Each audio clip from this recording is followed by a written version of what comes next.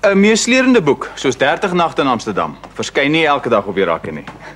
Dis vir my as skrywer, leser en aanhanger 'n besondere voorreg om julle bekend te stel aan Etienne van Heerden.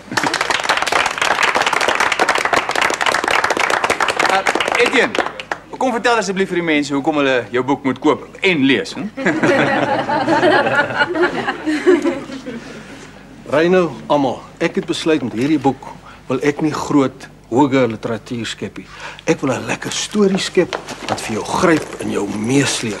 En daarom is die boek so 'n bietjie liefdesverhaal, dis 'n bietjie van 'n misdaadverhaal, dis 'n bietjie van 'n thriller.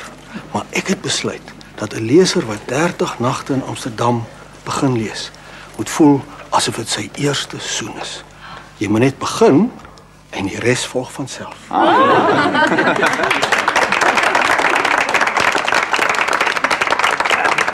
Mense, die van julle wat vir Etienne vra wil vra, nou is julle kans. Ek.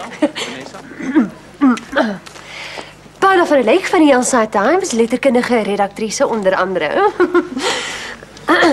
Eerstens wil ek sê, 30 Nagte was vir my 'n openbaring.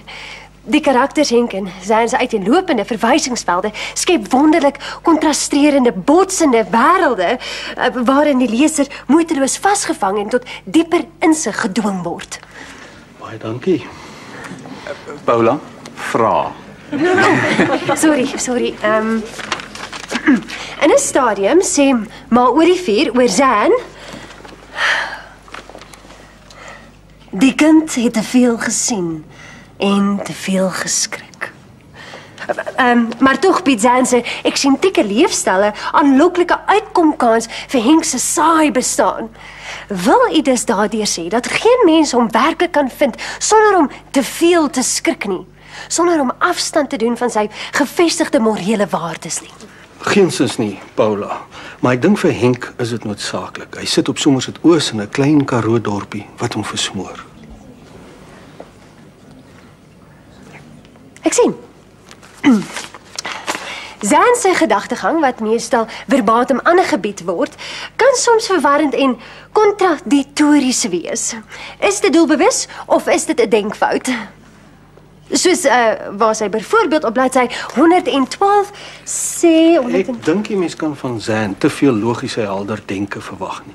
Die vrou is eksentriek en sy verdwaal na woorde soos wat sommige joernaliste soms geneig is om te doen. So wat jy probeer sê is dat enige drastiese verandering wat lei tot insig en selfontdekking noodwendig pynlik moet wees. Daar beantwoord jy jou eie vraag, Paula.